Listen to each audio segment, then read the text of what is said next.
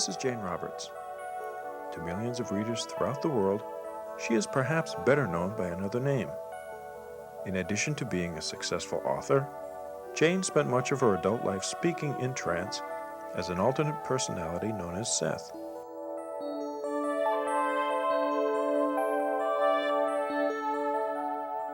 For 21 years, Jane and her husband Robert Butts shared with us their fascinating exploration of human consciousness. This is their story.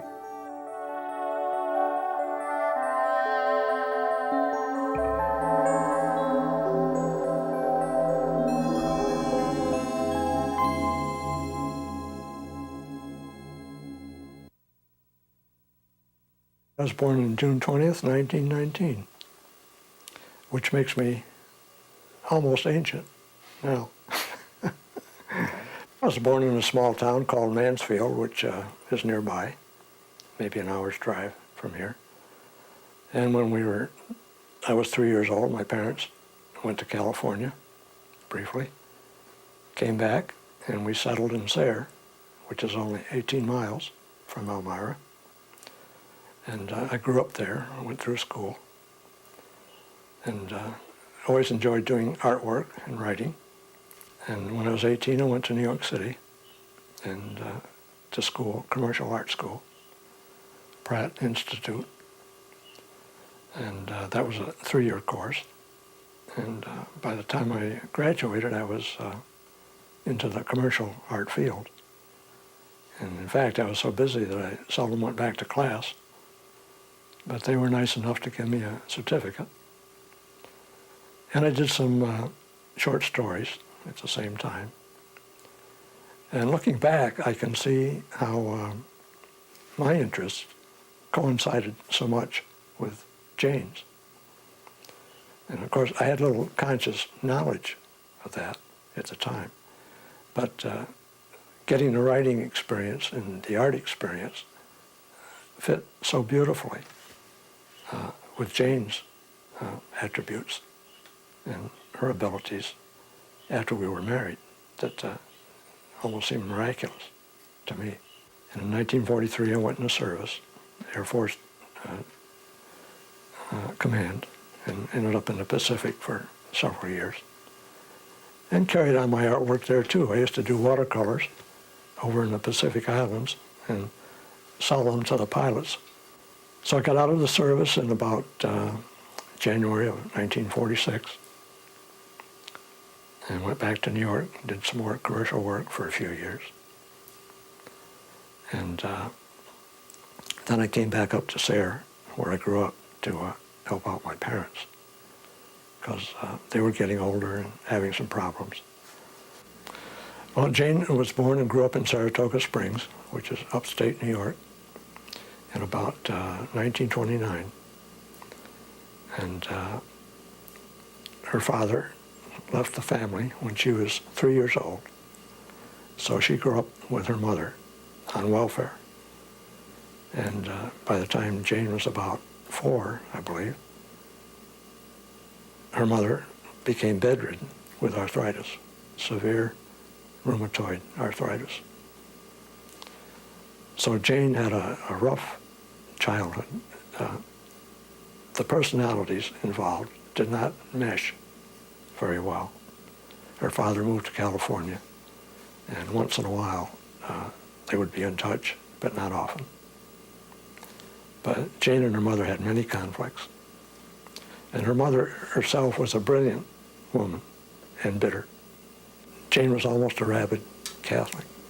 She found a great solace in the church after her father left the family, because the priests from her convent and school would come down and spend Sunday with her. And they were highly educated people. And they would bring her books, and they bought her a typewriter and things like that. And they would read poetry to her, the classics, things like that, which opened up a whole world for her. Jane was obviously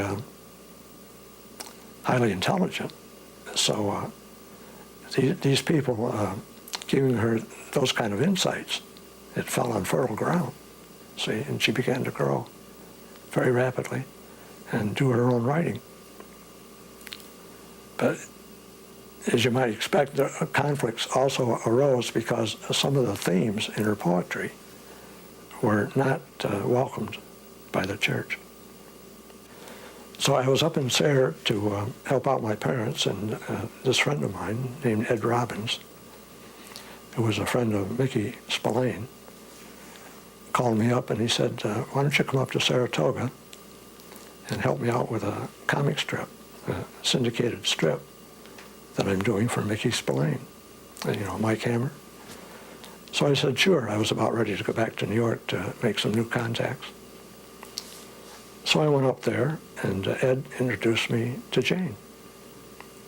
And we met at a party at Ed's house on a Friday night. And Jane was married. And she had a platonic marriage for several years with a young fellow who had a similar history of family disunity up there. So they had a lot in common, but there were gaps also in their aims in life and things like that. So Jane and I hit it off instantly. But since she was married, I figured, so what? And yet the way things worked out by very pleasant agreements of all concerned, within a year, Jane and I were married. At the time we met in 1953, she had written very little fiction and a lot of poetry, and she was playing around with science fiction ideas. But strictly speaking, they were more like science fantasy, that where her imagination could take off. She wasn't too interested in the nuts and bolts idea of spaceships, and aliens and things like that. But see, she was laying the groundwork for her lifetime's work all the time, intuitively, like anyone does, and without that much conscious understanding of what she was doing. But it was all a great preparation. And after we were married, we were flat broke and came back up north after she got her divorce in Florida, which you had to do in those days. And we struggled to make a living, and we ended up near New York City. And we'd go in the city and make the rounds at the publishers and try to sell comic strips or whatever we could get a hold of.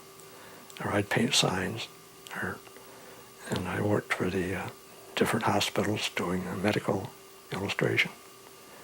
Anything we could grab a hold of. But looking back, I can see that life was simple. Although it was a struggle, we were pointing in certain directions, which would serve us very well. We'd moved to Elmira in 1960 because I picked up a job here in Elmira at a local greeting card company, which was quite well known at that time. And Jane had a part-time job at the local art gallery. So we'd put in a full-time day working, and then at night we'd each go to our separate area in the apartment and do our work. And I was in the back studio painting, and Jane was out in the living room at her table making poetry notes and things like that, or I thought she was. But it was awfully quiet out there. So I realized this after a while, because she used to play the radio when she worked. So I went out there, and she said, "Boy, you'll never believe the adventure I've just had." She said, I don't know what has happened, but I sort of went into a trance state where I got out of my body and went out the living room window. And while I was doing all of this, I was writing this manuscript. And she had about 15 or 20 pages of scribbled manuscript laying there on the table in front of her, which she had written in this altered state of consciousness. and she didn't even know enough to call it that. But she had titled it the universe as idea construction. So she said to me, look at this. And she said, my first insight is that when you look at something, you create it. I said, what are you talking about? And I didn't laugh, but it was so unusual to us both that it took us a second to think about it, and I didn't know what to say.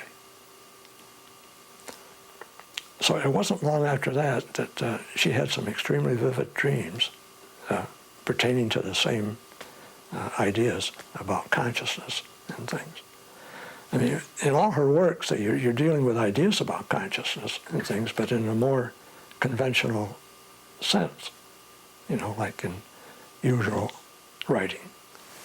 You can't escape dealing with human consciousness, but she had something different there, especially when she talked about her consciousness leaving her body. That was a new idea to us. We hadn't read any books on ESP or anything. They weren't available at that time. This was back in about 1963. You couldn't go down to the store and pick up a bunch of books on ESP, say, or related subjects. There were some technical journals available that you could subscribe to, but we didn't know anything about those. The whole thing was brand new to us. And yet, instantly, it struck chords with us, see? And what we had been doing all these past years almost automatically fell into place. So we were telling our landlord, who had the back apartment, about it one day, not too long after that initial experience. And I forget how it happened, but he happened to tell us that he had a Ouija board in the attic. He'd bought it as a Christmas present or something like that for his children, and they hadn't used it much or something like that, and it just ended up stowed away. But he happened to remember it and mentioned it, and we didn't know what that was either, but we borrowed it from him. Well, it looked like a toy to us, so we took it back to our apartment and started to mess around with it. And the first few times we tried it, it was just a jumble. You move the little planchette around the board. All we got were a bunch of nonsensical, you couldn't even call them sentences. But it was fun. So we thought we'd try it a few times. And I'd have to check my records to make sure. But I think the third time Jane and I tried it, it began to spell out a few sentences that was quite a surprise to us, because we didn't know what to expect. And after a few more times, Jane began to get insights, and that this could turn into something more. So again, we just kept on going. See, there was something intuitive in back of all this that kept us trying. Otherwise, you could have laid it aside and just forgot about it. So actually, that was the beginning of the sessions, the Seth sessions. But Seth didn't come right through and announce his presence or anything like that. We began to get tuned into a local character that had a name that was related to some of the people Jane worked with at her part-time job at the art gallery in town. And in the books, she called that person Frank Withers. And she made a few discreet inquiries down there without telling anybody how she'd come across this, because we didn't know how anybody would react. And to her great surprise, she found out that this person had lived and had died. But there again, we were so uninformed that we didn't make an intensive effort to investigate this further, run over to the county courthouse and say and start checking records or things like that. That didn't occur to us. We didn't understand the possibilities involved. It was like a curiosity that was interesting to us personally. So the first few sessions through the board concerned this individual. And we would sit close together. The board was on our knees between us. I'd have one hand on the planchette. Jane would have two hands on it while it moved around the board. With my right hand, with a table beside me, I was writing down, see, a literal transcription of what the board was saying. The idea of writing it down immediately from the beginning, see, sprang out of my own personal writing experience. I didn't even have to stop to think about doing that. It was so automatic that we wanted the record, you know? So that was a very cumbersome way of doing things. But Jane hadn't been working with the board, I don't think, for more than, well, I'm guessing a bit, 6 or 7 sessions. And she said to me, you know, I'm beginning to hear these words in my head before the board can spell them out, you know, painfully, letter by letter. I didn't know what to think of that, and neither did she. But so I said, okay, let's see what happens. I didn't push her to do it, and she didn't push herself. But I'd say that by the 10th session or so, the pressure within her, as she described it, became so great to speak the words that she did. I said, that's fine with me if you want to do that. We were in unknown territory as 2 individuals with no background at all. We thought it was great creatively. That was the thing behind everything that was so intriguing to us. And Jane was somewhat hesitant, naturally, never having done this before. But she would say things like, I feel like I'm standing on a diving board, ready to jump off. I have to get the nerve up to jump into the water, the sea of knowledge, you might say. And finally she did. And that was the beginning of the sessions. But while even the initial character, Frank Withers, was talking, more philosophical material was also coming through, interwound with the mundane answers to our questions that he was giving us. You know, where were you born? How old were you when you died? That sort of ordinary thing that you'd just ask. This Frank Withers character would say, consciousness is like a corridor with many doors. See? Why would he say that when we were asking ordinary questions? See, so that was another little clue there that more could be involved if we chose to explore it. But we knew so little that we could only go along in our own way. I don't want to keep repeating myself about our ignorance there, but that was really the case. But statements like that were so interesting to us immediately that we hardly questioned them. And they're the statements that had the true meaning for us of what we were doing. Evidently, we could project and understand that things like that could open up. And that's what happened. And I don't think Jane had given more than a dozen sessions when she was, and Seth had introduced himself.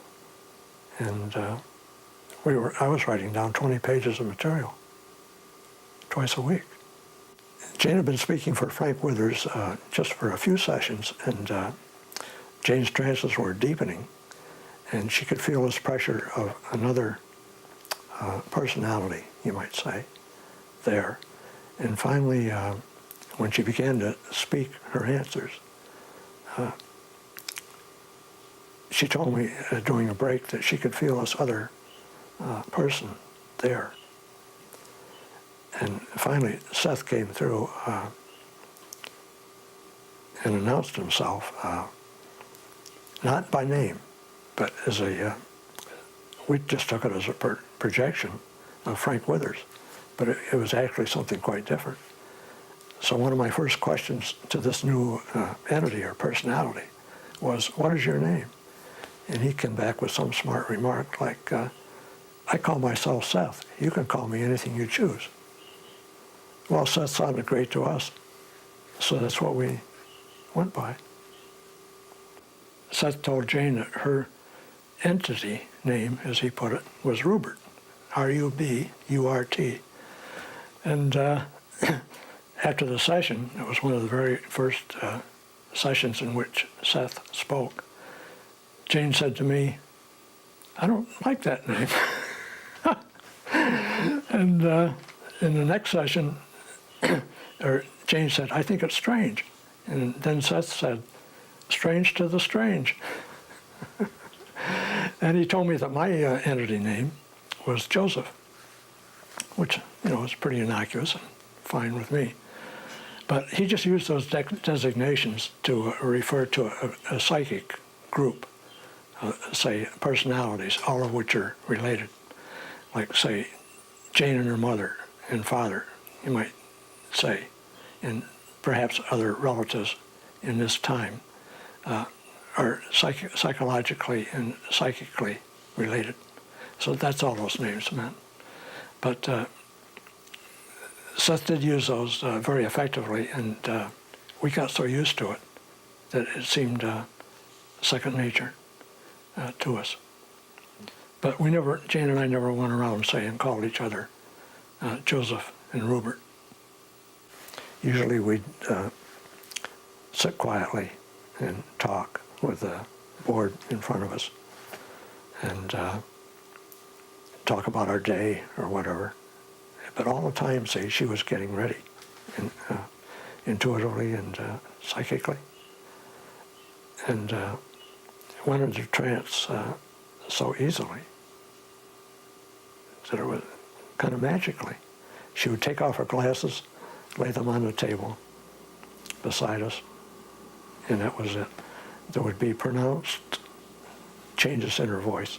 It would become much deeper, more masculine, which was another intriguing aspect of it for us. It was after the Seth material started, and this whole thing, before I'd realized that people, you might use them or think of them as symbols, or you might, no matter how you relate to them, they have their own fantastic individuality.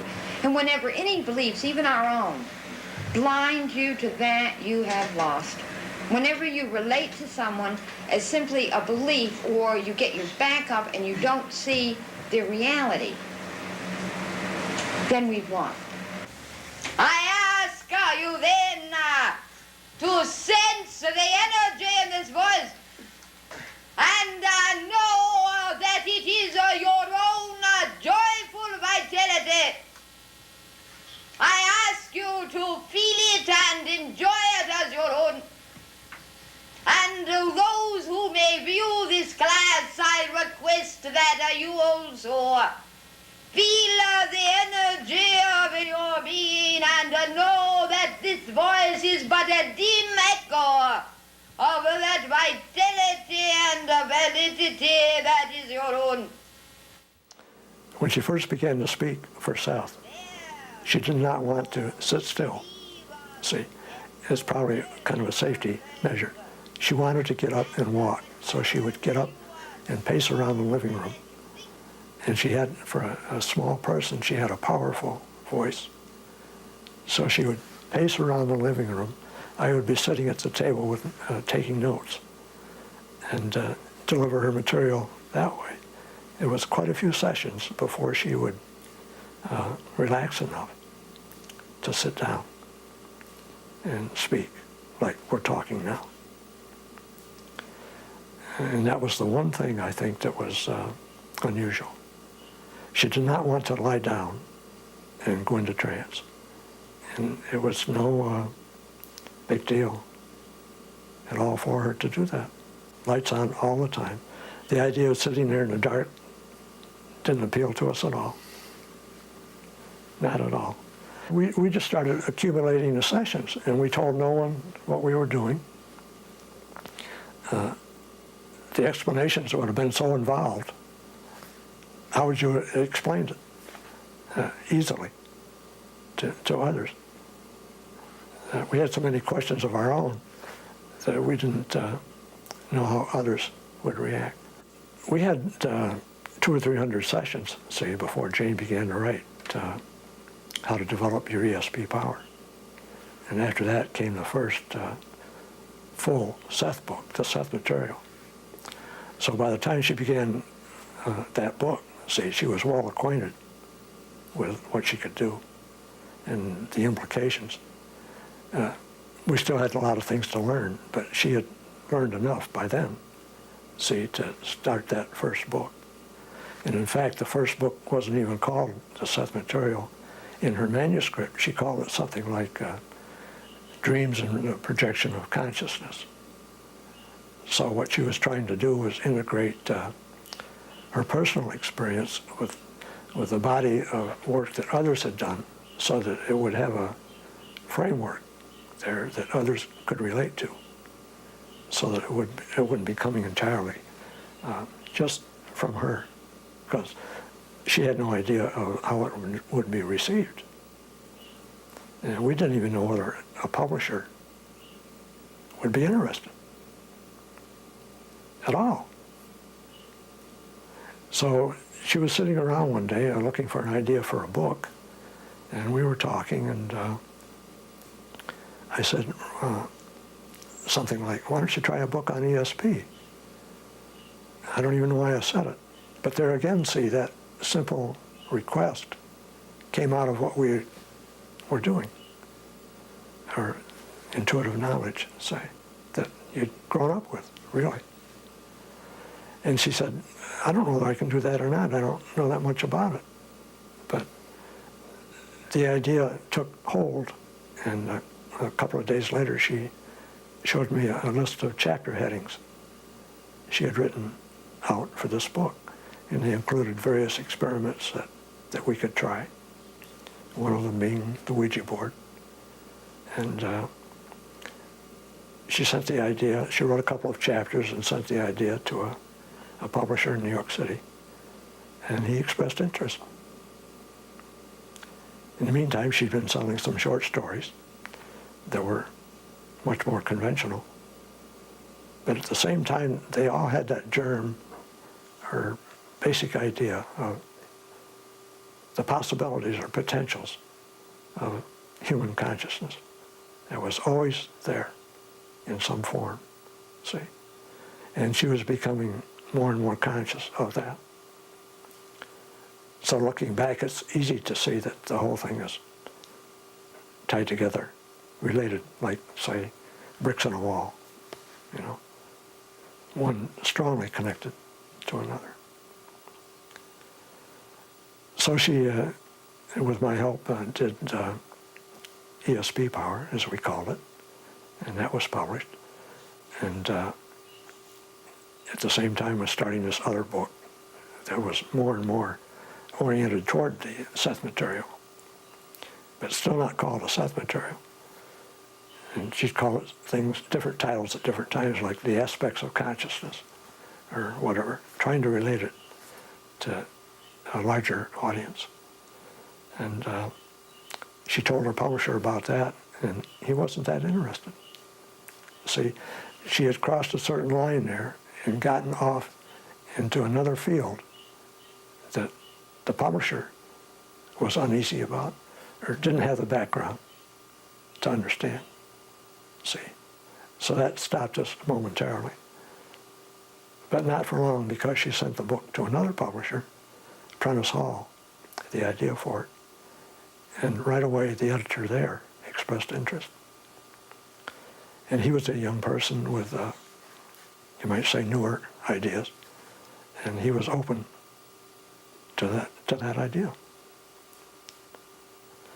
And he said, why don't you drop the idea of trying to relate it so much to what others have done and concentrate more on what you're doing as an individual, which is exactly what Jane wanted to hear. And she needed some help to take that step, see, creatively. And that's when she started to write the Seth material. That would have been in the late 1960s. When the Seth material first came out, the sales were modest, but steady. And I think that surprised everybody. But very gradually, they did start to increase. And of course, as soon as Jane turned in the manuscript for the Seth material to Prentice Hall, naturally we had all of this, acquired a great deal of information by then, and she was all set to start the next book, Seth Speaks. And this book was dictated by Seth himself. While we were having sessions and Jane was working on the Seth material, Seth said one night, and we didn't even ask, the next book I would like to do myself, which was another creative idea that we hadn't thought of consciously. But the impetus was already there. So it wasn't too long after Jane finished the Seth material that Seth started dictating the first chapter for Seth Speaks. And all Jane had to do was write the intro. Not bad. But that book just marched right along from session to session, usually twice a week. And I calculated the hours that Seth actually spent dictating that book. And I can't quote them now, but it was something like 2 weeks' work to produce a book that I believe is between 400 and 500 pages long. That shows you the command of the language and the clarity of thinking that Seth, speaking through Jane, could demonstrate, which is incredible. See, because when Jane and I, either one of us wrote a manuscript, we slaved over it, 3 or 4 drafts or whatever it took to finish it. And here Seth would sit down, Jane would go into trance very easily, and he'd start dictating chapter whatever on that book, word for word, first draft, finished draft, and that was it. And you see, that was so tremendously creative to us that we were, you might say, hooked. But we also used our critical judgment and understood that he was saying some excellent things there. It just wasn't the speed and ease with which the book was being produced. It was what he was saying in the book that was so intriguing to us. We knew that we wanted to present the material as it happened, literally. We did not want to excise it from everything else in our lives so that it was off to one side and sort of dry and unemotional and so forth. We wanted to show others, if they were at all interested, how this happened and give some insight into why it happened and where it could lead. So putting in the notes was automatic right from the beginning. It involved a lot of research, which I usually did later. See, I might spend a year doing the research. Jane would produce the book in 2 weeks. How do you reconcile that? But it worked very well, because it would take the publisher that long, say, to get the book in print and distribute it and so forth. In the meantime, we'd be, say, on the next book. And Seth would be dictating, say, The Nature of Personal Reality, the 3rd book in the series. I was still doing research for Seth Speaks, the 2nd book. And it all fit together very well. This is expressing abilities that we believe everybody has, to some extent or another, how could just a few people have this type of ability? Jane had made a few friends as we did the first 2 or 3 books. And one of them one day said, why don't you have some classes about this? And Jane had tried to help a few people with writing, per se, nothing psychic. So the idea of a class wasn't out of the blue, you might say.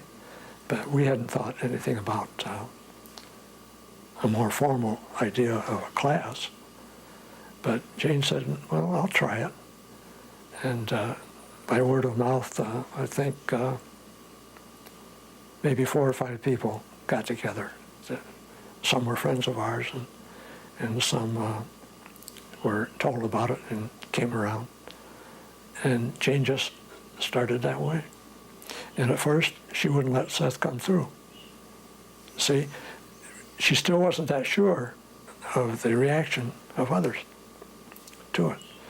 So you might say from the very beginning, we took it step by step cautious step, see, to find out how others would react. Jane didn't relish being called crazy or anything like that. We knew she wasn't, personally, but it was still strange, and she wanted to know what she was doing each step along the way. So after a year or so, Jane's classes were mobbed. We had a relatively small living room, and that room was so crowded. There'd be 30, 40 people in this room. Literally, if you had a spot on the floor, you couldn't move. Jane would sit in this rocker at one end of the room with its back against a bookcase and do her thing. And the class members came up with all kinds of insights, questions, and things. It was unbelievable. Now we are here, a small group, and you meet with yourselves and with me, many of you, weekly, in an intimate relationship. There are those who will listen to me speak. And I believe that you are there, audience, though I cannot see you. You are quite invisible to me. You can see the people in this room, and so you believe in their existence, but they cannot see you. And yet they believe in your existence. We then ask you to realize that though we cannot see you, we agree that you exist. I am sure that you do not need our agreement. Nevertheless, we all ask you to realize that when you look in the mirror, you see images of yourself. But you do not perceive the inner self that you know exists. And so each of us here asks each of you to realize that you have an inner identity that you cannot physically perceive, and an inner voice that you do not hear with your ears.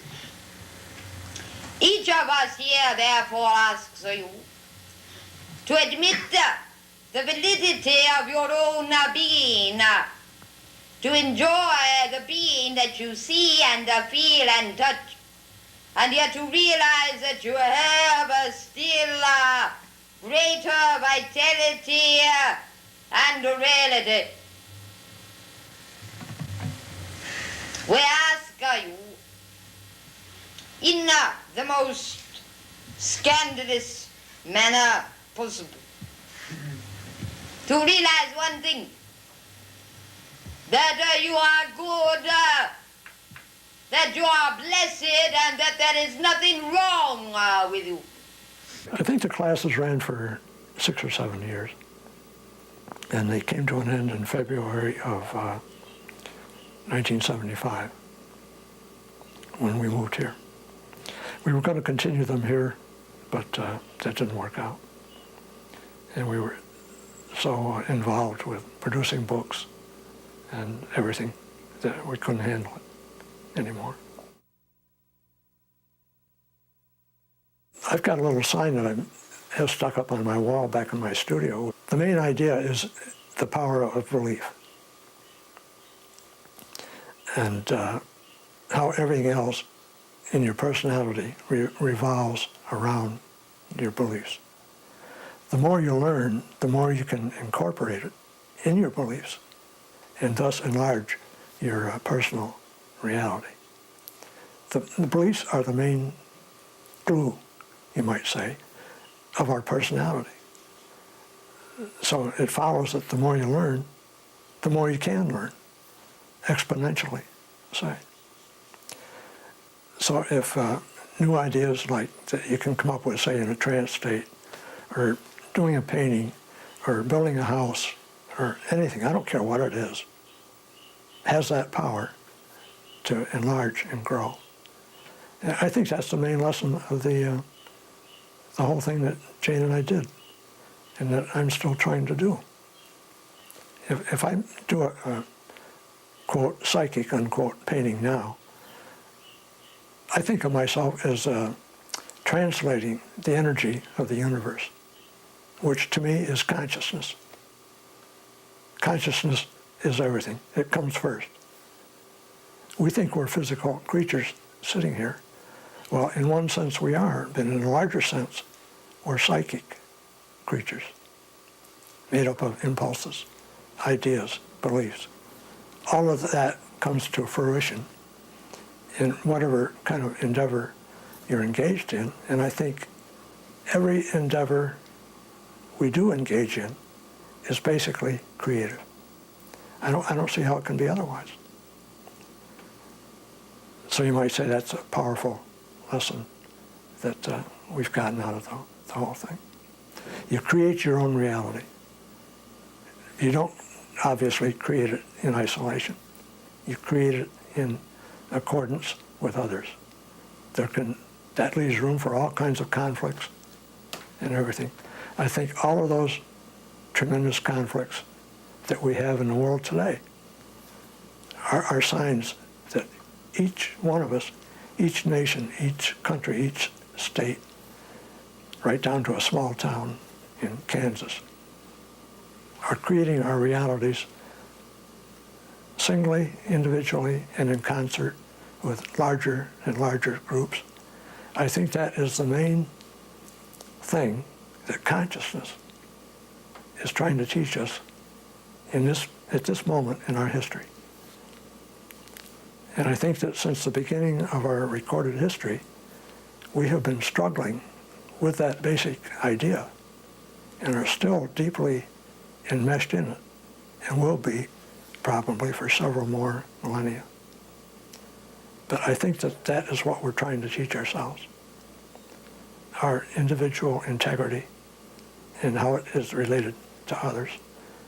And I think we're trying to teach ourselves the power of belief.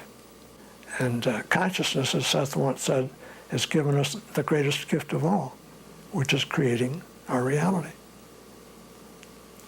And he added that that's also your greatest responsibility.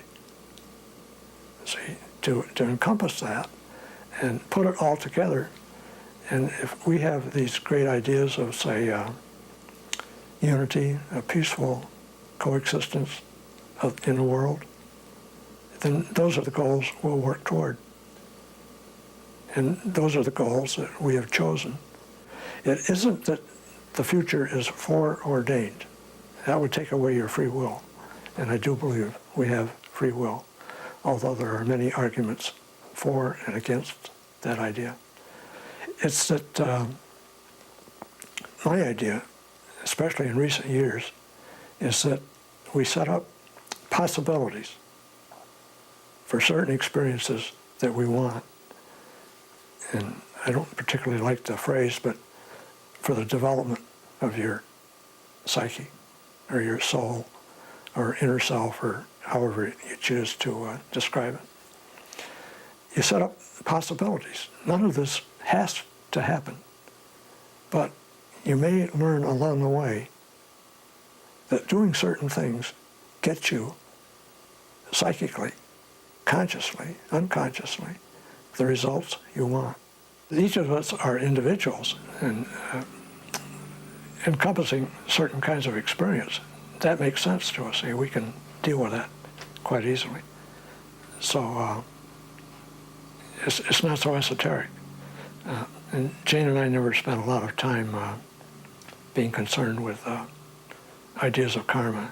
So we ended up thinking that that was a little too limiting, and not putting it down at all when I say that. It just wasn't our thing. We would rather think of it all happening at once, which, of course, contains much conflict. As a physical creature, dealing with time second by second as it passes, how can you say it all happens at once? But as I said some time ago about when Jane wrote that poem about a moment point and the ticking of a clock, and between each tick of that clock, a lifetime could exist. You can approach the idea better of things like simultaneous time. And so each aspect of a soul, for instance, is not acting only at the impetus of that soul. It's acting on its own, seeking out new experience, and always moving forward in that sense, being creative in its individual way. And it's not, nothing is foreordained, I don't believe. You can pick certain types of lifestyle, say, in which you could say, well, it's pretty likely that that individual is going to do this or that, or they're going to live a life of poverty, or they're going to have great success, as we ordinarily think of that, and all points in between. You can say that. But even there, you have the freedom of choice, I believe. And in that sense, it enlarged our understanding of human behavior greatly. A lot of things that seemed devoid of sense in the world began to make sense to us. Jane and I came to believe that it all happens now, but how do you resolve that with the idea of that you're a physical creature, moves through time, second by second? It seems like it's a contradiction. But basically, I don't think it is. But I asked Seth something about that once, some time ago, and the gist of his material was that even where he is still conscious of time to some degree, but not as much. And he has more freedom to move back and forth in time than we do. And in a way, see, Jane demonstrated that each time she talked about, say, a past life or a present life, or gave hints about a future life. So as much as she could, as a physical creature, she could offer some insights. But it's strange, see, because even while she's offering the insights, time, as we know it, is passing. Seth never put down the idea of God, say, but he would prefer the term like all that is as a more encompassing term. You go out in the night sky and look up at the stars, and you're bound to think that there is more there than we know. or than exists here on this planet. And you can say that God made it, and that's fine. Seth wanted to say that all that is was the Creator, meaning that literally it took in more. Also, that it was unending and it was not done. And also, there was no beginning. Now, how are you going to deal with that idea, that there's no beginning? But Seth said that again and again. And so we even came to accept that. That doesn't mean we didn't have a million questions about it, and I still do.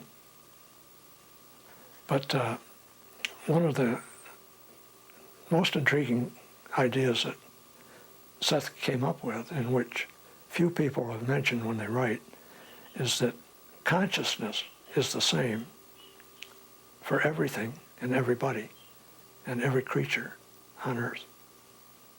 And he would say things like, the consciousness in, say, a dog or a cat is the same consciousness that is in you or me. That really intrigued us, that idea. So what is consciousness doing? Consciousness is exploring itself in all of those different forms. It would have to include, say, things like subatomic particles, bacteria, viruses, human beings, children, cats, dogs, birds, whatever. And even concepts like disease, smallpox, and so forth. Anything you can name in some way has got to be related. In other words, you can't exist in isolation. And I now believe that everything is so interrelated that it's inseparable, which leads us into some very interesting questions about, my gosh, what is consciousness?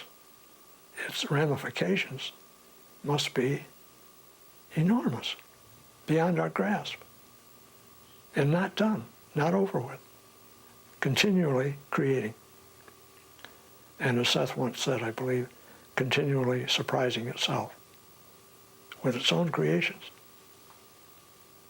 And you can get a small hint of that, say, when you're doing something yourself and it comes off right, and you surprise yourself. And I had that experience painting. How did I do that?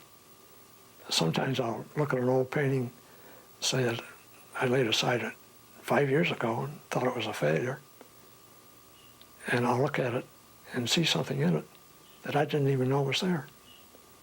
How did I manage that? Where did it come from? So I'm hoping that when I paint now, I'm going to feel that way in the future if I'm unhappy about what I'm doing now. And I have every confidence that that will be the case. So now I'd say I spend half of my time, even now, painting, say, dream experiences or visions and material of that kind. This is a dream that I had in March 1987. Jane had died in 1984. Jane stood there facing me, just that way, for a few moments while I had time to absorb it all. And then she turned in the dream and walked out of view down that narrow corridor. And that was the dream. But the way I interpreted that dream is that Jane was telling me that she still lived, and as she walked down that corridor, she was heading into another reality. Well, I developed this head close-up of Jane from the original painting, is all I wanted to say. And in this, I came pretty close to the way she looked. I mean, in this life and after death. But see, it's all based on eidetic memory. So I've kept telling us that you create your own reality. What I tried to show in that is an image that the viewer creates, is bringing into physical reality, but hasn't finished the job yet, see? So it's half here and half there. Like the portion of the vase is not finished or not real yet. And the same with the apple in the foreground. In the foreground, the apple is just a pattern, you might say, that I'm in the process of making solid. This is a vision I had while I was laying in bed one night. I was laying flat on my back with looking at the ceiling, of course, and off to my right, I became aware of these unbearably bright lights shining. So I looked at them for a few seconds, and then, I don't know why, but I tried mentally, visually, to bring them around toward full focus. And I discovered that I could bring those lights, say, 1/3 of the way toward my straight vision. And I could not stand the brilliance of the lights to face them full. I knew intuitively that if I did, they would have the power to overwhelm me, which frightened me, see. So I discovered that I could mentally move the lights in and back almost as I wanted for several minutes. So I laid there doing that and enjoying it greatly once I got over my first fear. And later, Seth said that I was allowing myself to experience the energy of the universe as much as I could tolerate. See, but I couldn't stand to see it full blast, because that brilliant light, which you've heard psychics talk about, would have been too much for me as a physical creature. The energy of the universe would have been overwhelming to me. So I made this little sketch after that experience. Now, that was my first of 3. This is the second in a series of 3 visions like that I had. In this one, I was laying on that red couch, and I saw this little window right up in the corner of the room over there after a nap in the afternoon. And then you'll notice how I very cleverly concealed most of the light so that I could bear it. See, I got the shade almost halfway down, and just the bottom part of my interpretation of the light, see, is shielded and broken up by the crossbar, and the shade pulled down and the little pull string hanging down. So that's all there is to that. But I again allowed myself a glimpse, just a bare glimpse of the energy of the universe. In this one, which was a dream, I just allowed the door to open a crack to admit the light toward me, but I very carefully kept that door damn near shut so that I wasn't going to get that light full blast. So that painting is a result of that. This one was a dream I had, which was frightening to me and woke me up. You know, that's me up there at the top of that chute. I'm going to shoot down into another reality, I guess. It scared the hell out of me at the time. This is a quick sketch of something I wrote about in one of the books, in which I saw this living roll of color. This friend of mine were down in Sayre in the dream, and we were in this variety store with these large floor-to-ceiling glass windows, and all of a sudden, those windows were transformed into the most vital living color that I have ever seen in my life, which you cannot reproduce with mundane oil paint, see? It was mesmerizing.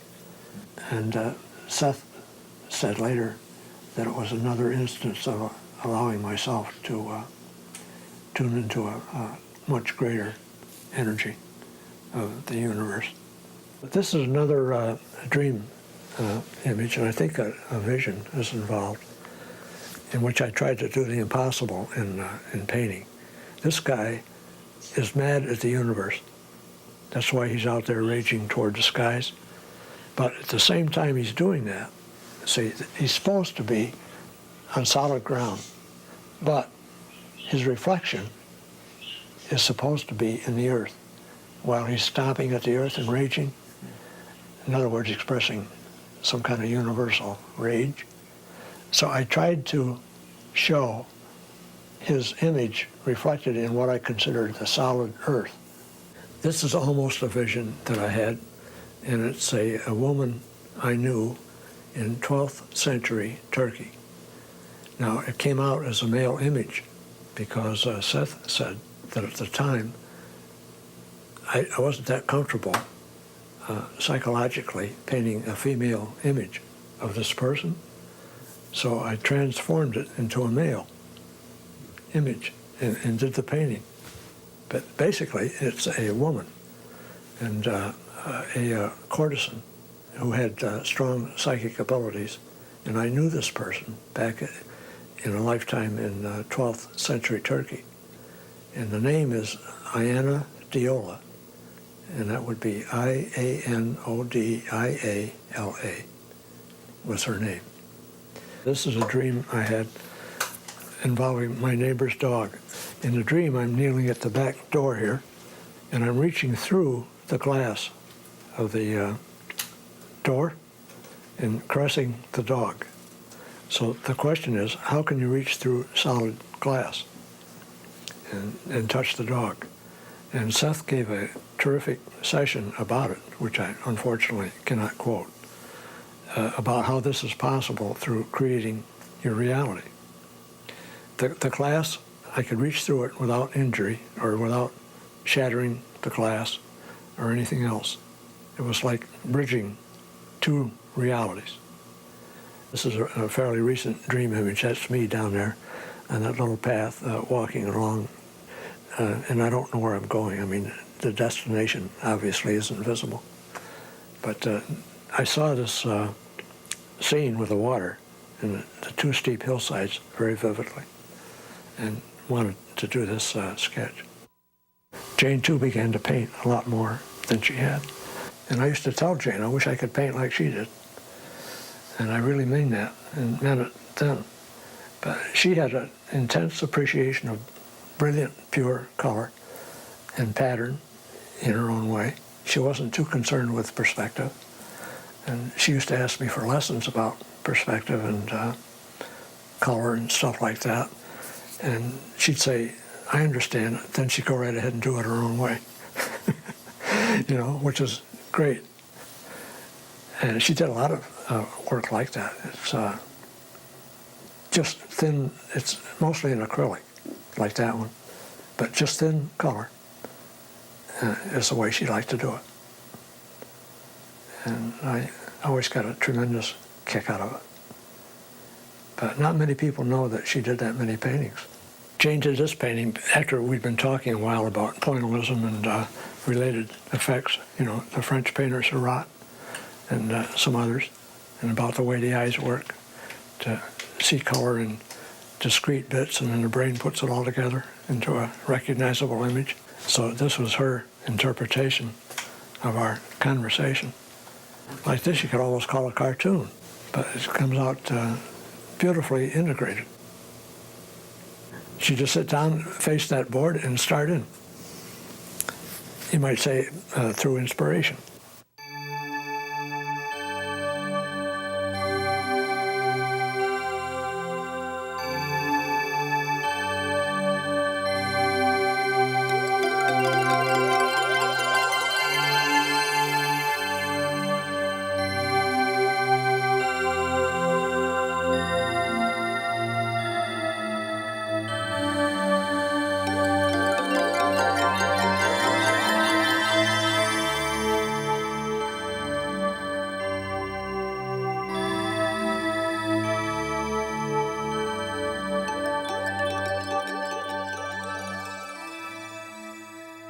I did that in 1965, and that was my first portrait of Jane, and she was sitting in that rocker.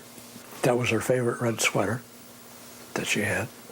So one day, I believe Jane and I were downtown in Elmira here, and we must have been browsing or something, and we were in this furniture store, I forget why, and they had these Kennedy rockers on sale, and it cost us $12.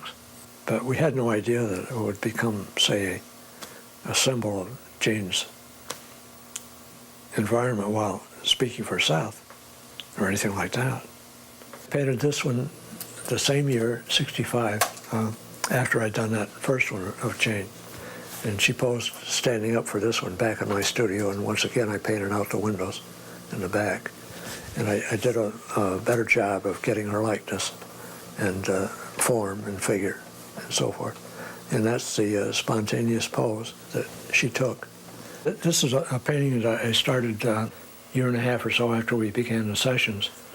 I just spontaneously got the idea for this painting. So I started doing it, and I didn't know why, or particularly. I just wanted to paint these images. And it turns out that they're physical interpretations of what Seth called Jane's entity and mine. And I'm the brunette there, and the blonde is Jane. So they're just my attempt to put that, cram that into visual terms. That's all. Okay. And Jane wasn't even particularly attracted to it. And I don't think she ever was, really, come to think of it. This is my one and only portrait of Seth that I did in 1968. I suddenly was back there working on another painting, which I think was a landscape.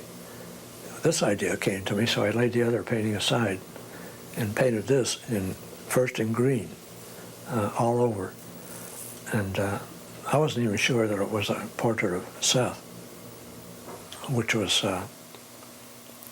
his presence was pretty well established in her thinking at that time, but I wasn't all that sure. So I made the quick drawing, but then I spent a long time trying to bring the painting off.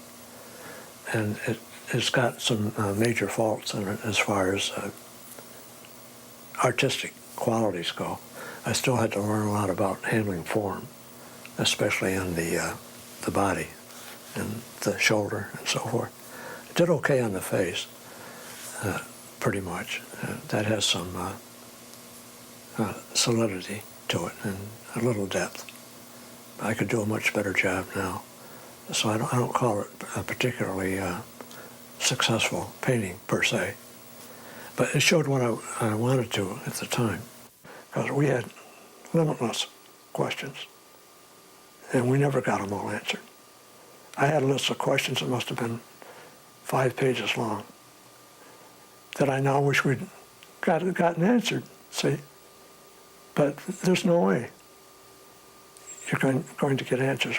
I used to joke with her and say, oh, we could have sessions 24 hours a day, 7 days a week, and you're never going to run out. And that was literally true.